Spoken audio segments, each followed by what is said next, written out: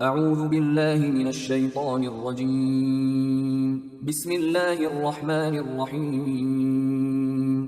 سورہ توبہ آیات نمبر 30 تا 36 میں اہل کتاب کے علماء اور راہبوں کا گمراہ کن کردار، مال جمع کرنے اور اللہ کی راہ میں خرچ نہ کرنے پر سخت وعید، مسلمانوں کو بغیر کسی لحاظ کے تمام مشرکین سے جہاد کرنے کا حکم، جنگ میں حرمت والے مہینوں کا احترام کرنے کی تاکید جو ابراہیم علیہ السلام کی یادگار ہیں اور روز اول سے اللہ کے مقرر کیے ہوئے ہیں۔ اعوذ باللہ من الشیطان الرجیم۔ وقالت اليہود عزیر ابن اللہ وقالت النصارى المسیح ابن اللہ ذلك قولهم بافواہہم۔ یہود کہتے ہیں کہ حضرت عزیر علیہ السلام اللہ کا بیٹا ہے، اور عیسائی کہتے ہیں کہ مسیح اللہ کا بیٹا ہے۔ یہ سب بے حقیقت باتیں ہیں جو وہ اپنی زبانوں سے نکالتے ہیں۔ یضاہئون قول الذین کفروا من قبل۔ یہ اسی قسم کی بات کہہ رہے ہیں جو ان سے پہلے منکرین حق بھی کہتے رہے ہیں۔ قاتلهم اللہ انا یؤفکون۔ اللہ ان کو ہلاک کرے، یہ کہاں سے دھوکہ کھا رہے ہیں۔ اتخذوا احبارهم ورهبانهم اربابا من دون اللہ والمسیح ابن مریم۔ ان لوگوں نے اللہ کو چھوڑ کر اپنے عالموں اور راہبوں اور مسیح ابن مریم کو اپنا رب بنا لیا ہے۔ وما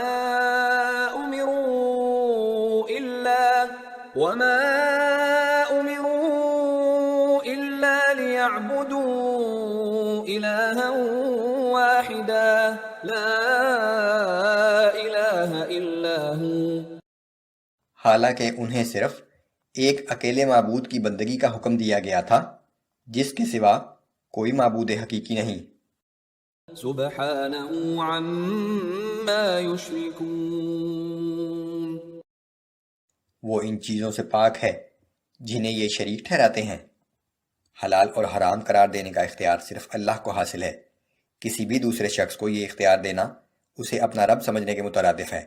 یہود و نصارہ نے یہ اختیار اپنے عالموں اور راہبوں کو دے رکھا تھا۔ اسی طرح نصارہ مسیح ابن مریم کو اللہ کا بیٹا کہتے ہیں۔ یریدون ان یطفئوا نور اللہ بافواہہم ویأبی اللہ الا ان یتم نورہ ولو کرہ الکافرون۔ یہ لوگ چاہتے ہیں کہ اللہ کے نور کو اپنی پھونکوں سے بجھا دیں، لیکن اللہ اپنے نور کو کامل کر کے رہے گا، خواہ یہ بات کافروں کو کتنی ہی بری لگے۔ هو الذي أرسل رسوله بالهدى ودين الحق ليظهره على الدين كله ولو كره المشركون۔ اللہ کی ذات وہ ہے جس نے اپنے رسول کو ہدایت اور سچا دین دے کر بھیجا تاکہ اس دین حق کو تمام ادیان پر غالب کر دے، خواہ یہ بات مشرکوں کو کتنی ہی ناگوار محسوس ہو۔ یا ایہا الذین آمنوا ان کثیرا من الاحبار والرہبان ليأكلون أموال الناس بالباطل ويصدون عن سبيل الله۔ اے ایمان والو، بے شک یہودیوں کے اکثر علماء اور راہب لوگوں کے مال ناجائز طریقوں سے کھاتے ہیں اور انہیں اللہ کے راستے سے روکتے ہیں۔ والذین یکنزون الذهب والفضة ولا ينفقونها في سبيل الله فبشرهم بعذاب أليم۔ جو لوگ سونا اور چاندی جمع کر کے رکھتے ہیں اور اسے اللہ کی راہ میں خرچ نہیں کرتے، تو اے پیغمبر صلی اللہ علیہ وآلہ وسلم آپ انہیں دردناک عذاب کی خوشخبری سنا دیجیے۔ يوم يحمى عليها في نار جهنم فتكوى بها جباههم وجنوبهم وظهورهم جس دن اس سونے اور چاندی کو جہنم کی آگ میں رکھ کر تپایا جائے گا، پھر اس تپتے ہوئے سونے چاندی سے ان کی پیشانیوں، پہلوؤں اور پیٹھوں کو داغا جائے گا۔ هذا ما كنزتم لأنفسكم فذوقوا ما كنتم تكنزون، اور کہا جائے گا کہ یہ وہی خزانہ ہے جو تم نے اپنے لیے جمع کر کے رکھا تھا، لہذا اب اپنی جمع کی ہوئی دولت کا مزہ چکھو۔ ان عدة الشهور عند الله 12 شهرا في كتاب الله يوم خلق السماوات والأرض منها 4 حرم۔